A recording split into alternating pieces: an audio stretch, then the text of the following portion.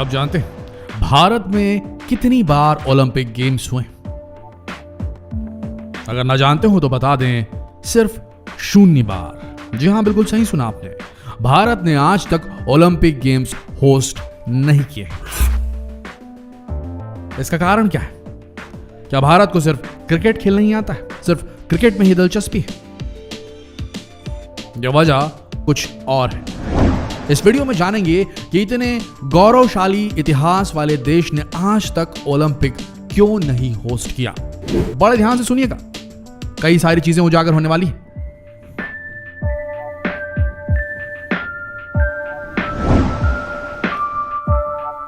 देखिए, भारत में Commonwealth game हो चुके हैं। एशियन गेम्स भारत ने 1951 नहीं करा दिए थे, लेकिन आज तक भारत ने ओलंपिक गेम्स के लिए होस्ट करने की अपनी दावेदारी पेश नहीं की है। कारण आज हम जानेंगे। ऐसा क्या हुआ कि भारत ने एक भी बार ओलंपिक होस्ट नहीं किया, जब जापान ने कर लिया, इटली ने कर लिया, फिनलैंड ने कर लिया, छोटे से देश ऑस्ट्रिया ने तक कर लिया, तो भारत ओलंपिक क्यों नहीं होस्ट कर पाया? क्यों मेजबान नहीं बन पाया ओलंपिक्स का? आइए जानते हैं। कारण नंबर 1, ओलंपिक होस्ट करना ताबड़तोड़ महंगा है। देखिए भैया, ओलंपिक होस्ट करना कोई बच्चों का खेल नहीं है। ओलंपिक होस्ट करने के लिए पूरा एक ओलंपिक विलेज बनाना पड़ता है।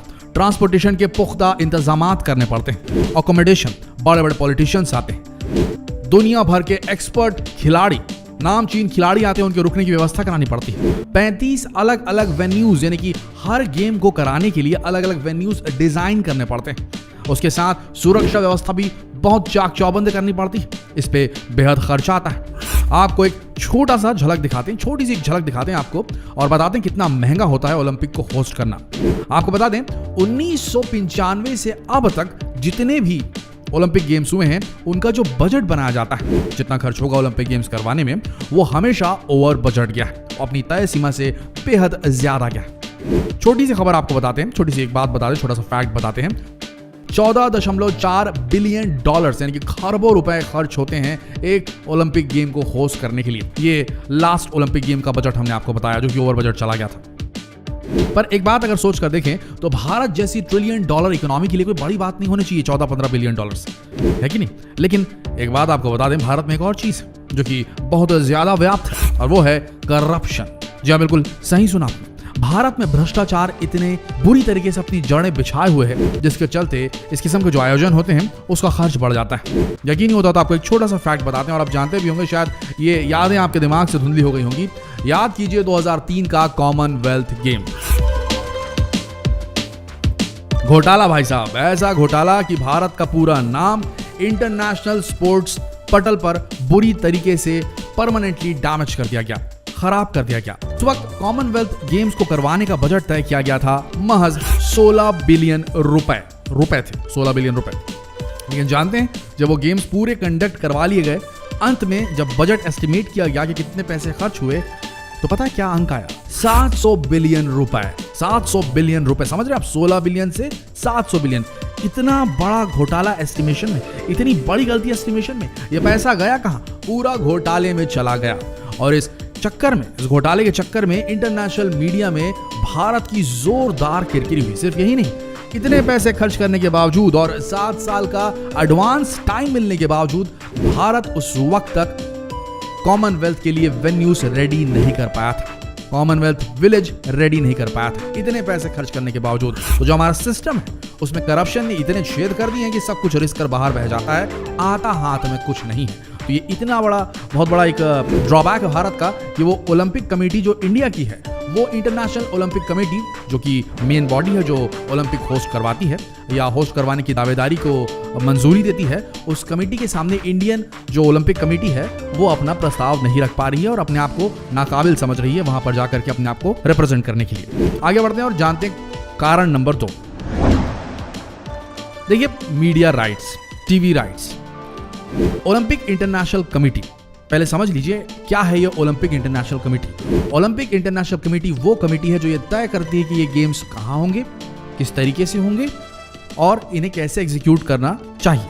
पूरी गाइडलाइन इंटरनेशनल ओलंपिक कमेटी देती है। और इंटरनेशनल ओलंपिक कमेटी के ही हाथ में होता है कि किस देश को होस्ट करने का अधिकार मिलेगा, किस देश की कौन सी सिटी को होस्ट करने का अधिकार मिलेगा। जिस प्रकार से 2016 में रियो ओलंपिक्स हुए थे, उसमें ब्राजील देश ने अपने एक शहर रियो डी जेनेरियो का नाम प्रस्तावित किया था, जिसे इंटरनेशनल ओलंपिक कमेटी ने एक्सेप्ट किया और वहां पर गेम्स करवाए गए।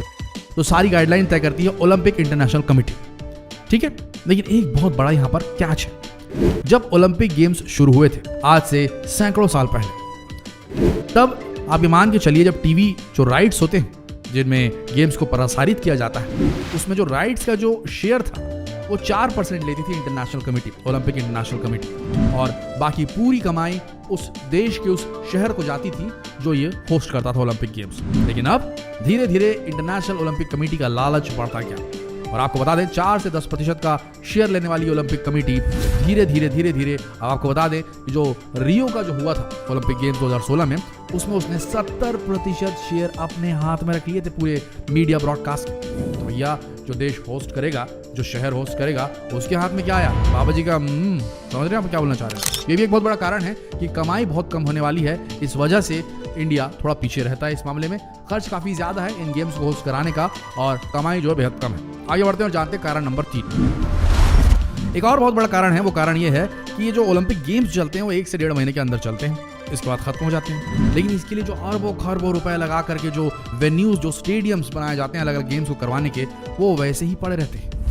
और उनको मेंटेन अगर करना है तो हर महीने, चाहे वो कोई भी देश रहे, उसे $30 मिलियन का खर्च करना पड़ेगा। मतलब कि और अरबों खरबों रुपए सालाना खर्च करने पड़ेंगे, तब जाके वो वेन्यूज मेंटेन रहेंगे। ऊपर से अनयूटिलाइज भी रहते हैं, उन वेन्यूज का कोई यूटिलाइजेशन नहीं हो पाता जब गेम्स खत्म हो जाते हैं। तो ये बहुत बड़ा धक्का है जिसकी वजह से भारत पीछे रहता है इस किस्म के आयोजनों को कराने से। कारण नंबर 4, जिन भी देशों में ओलंपिक गेम्स हुए हैं दोस्तों, उन देशों के उन शहरों की गत बन गई है। जी हाँ, बिल्कुल सत्य बात है। देखिए, जब ओलंपिक गेम्स होते हैं तो कई चीजों को ध्यान में रखा जाता है। ऊपर से इंटरनेशनल ओलंपिक जो कमेटी है वो ये देखती है कि जो वेन्यूज हैं वो एयरपोर्ट से कितनी दूर है, ट्रेन स्टेशन से कितनी दूर है, बस अड्डों से कितनी दूर है, मेन सिटी से कितनी दूर है, अकोमोडेशन से कितनी दूर है। इस चक्कर में होता यह है कि जो ओलंपिक विलेज बनाया जाता है, ओलंपिक के वेन्यूज बनाए जाते हैं, वो सब कुछ बहुत सटा हुआ रहना चाहिए मेन सिटी से। समझ रहे हैं आप? तो इस चक्कर में वहां के लोगों को विस्थापित किया जाता है, एक बहुत बड़ी जमीन को अक्वायर किया जाता है उस शहर द्वारा, उस देश द्वारा, और वहां से लोगों को विस्थापित किया जाता है और उस जगह पे वेन्यूज बना दिए जाते हैं। तो पहले तो लोगों को हटाने का दर्द, उसके बाद उस बड़ी जमीन को, उस महंगी जमीन को अक्वायर करने का खर्चे का बोझ, उसके बाद जब ये वेन्यूज अनयूटिलाइज ऐसे ही पड़े रहते हैं ओलंपिक के बाद, तो उसमें अगर फिर वो रियल एस्टेट की प्रॉपर्टी के बारे में बात करें तो उस रियल एस्टेट की प्रॉपर्टी का कुछ पैसा नहीं मिल पाता, यानी कि उसका रेट गिर जाता है पूरी तरीके से उस जमीन का। तो ये बहुत बड़ा जो है नुकसान होता है उस शहर को जो ये ओलंपिक करवाता है। इसका बहुत सारे आपको एग्जाम्पल्स मिल जाएंगे, आप इंटरनेट पर सर्च मारेंगे तो चाहे वो रियो डी जेनेरियो रहे जो 2016 में ओलंपिक गेम हुए थे, वहाँ रियो डी जेनेरियो की हालत ऐसी हो गई थी कि वहां पर स्लम्स को हटाया गया था ये बनाने के लिए ओलंपिक विलेज, और बहुत ज्यादा किरकिरी हुई थी इंटरनेशनल मीडिया में। और उसके बाद जब वो ओलंपिक गेम खत्म हो गए तो जगह की कोई वैल्यू नहीं रही, ऐसा कुछ हो गया था। ऐसा लंदन में भी हुआ, ऐसा कई देशों में हो चुका है। इवन ये भी कहा जाता है कि जो ग्रीस देश है, ग्रीस में ओलंपिक होने की वजह से रिसेशन आ गया, ये कमाई कुछ हुई नहीं, नुकसान ज्यादा हो गया। आगे बढ़ते हैं। कारण नंबर 5 ये है, पहले नाम हुआ करता था जो ओलंपिक करवाता था, अब बदनाम हुआ करता है। अगर आप सर्च मारेंगे ना रियो ओलंपिक्स 2016, वो आपको नेगेटिव आर्टिकल्स की लिस्ट दिखेगी कि जब ओलंपिक गेम हुए तो ओलंपिक के लिए ब्राजील तैयार नहीं था, रियो डी जेनेरो तैयार नहीं था, लेकिन उसे करवाया गया, गरीब लोगों को उनके स्लम से हटाया गया, इतना ज्यादा नुकसान एनवायरनमेंट को हो गया, इतना ज्यादा खर्चा इस शहर का लग गया, शहर बर्बाद हो गया, इकोनॉमिकली नुकसान में चला गया। ये सारी खबरें आपको ज्यादा दिखाई देंगी और अच्छी खबरें कम दिखाई देगी। तो ये बहुत बड़ा कारण है जिसकी वजह से आज की तारीख में ऐसा कोई बड़ा आयोजन अगर करवाया जाता है तो किरकिरी होने के ज्यादा चांसेस है। और भारत जैसे देश में जहां बद इंतजामी होने के बहुत ज्यादा चांसेस है, क्योंकि यहाँ पर अफसरशाही हावी है और वो भी करप्ट अफसरशाही हावी है, तो ऐसे केस में अगर जरा सी भी गलती हुई तो उससे भारत का नाम और बदनाम हो सकता है। इससे डरते हैं और इसी वजह से इंडियन ओलंपिक कमेटी जो है वो अपना नाम प्रस्तावित नहीं करती।